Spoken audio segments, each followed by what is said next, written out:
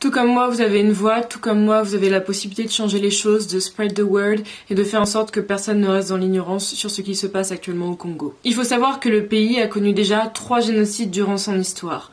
Le 4e est actuellement en cours et très malheureusement sous silence médiatique. C'est-à-dire que les seuls endroits où vous entendez parler du génocide actuel au Congo sont Instagram, Twitter et Facebook. Et c'est totalement malheureux et absolument anormal. C'est depuis le génocide des Tutsis au Rwanda que le climat a totalement changé au Congo. Dès la fin du règne de Mobutu, le Congo a été envahi très rapidement par des armées étrangères, avec quasiment uniquement le Rwanda ainsi que l'Ouganda, qui sont tous deux soutenus par l'Europe ainsi que les États-Unis. Donc comment vous dire que leur présence étant propulsée par 2 énormes puissances occidentales fait qu'ils ont une certaine assise, une hégémonie et un plein pouvoir sur ce qu'il se passe, et surtout une possibilité et une volonté aussi derrière de garder tout ça sous silence. Parce qu'actuellement, entre règlement de comptes ethniques ainsi que vol de minerais, on y racontait l'or, le cuivre, le cobalt ainsi que le coltan et tout ce dont il y a besoin bien entendu pour fabriquer nos très chers iPhones. La population congolaise, elle, et très majoritairement à l'est, se retrouve entre 2 feux.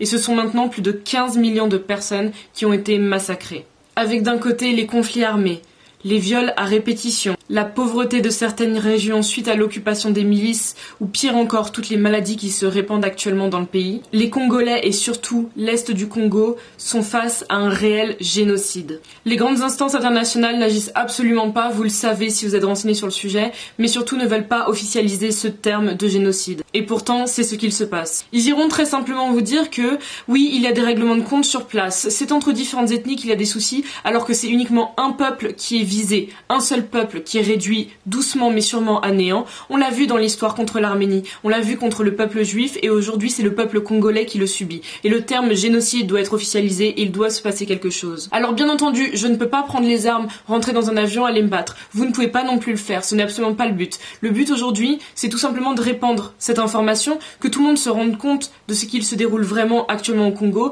que tout le monde soit au courant de ce qu'il se passe aujourd'hui en 2020 sur la terre congolaise. Parce que ça aurait pu arriver n'importe où d'autre, mais aujourd'hui c'est au Congo et il faut absolument agir, il faut absolument que ça se sache. Et on n'est pas prêt de se taire.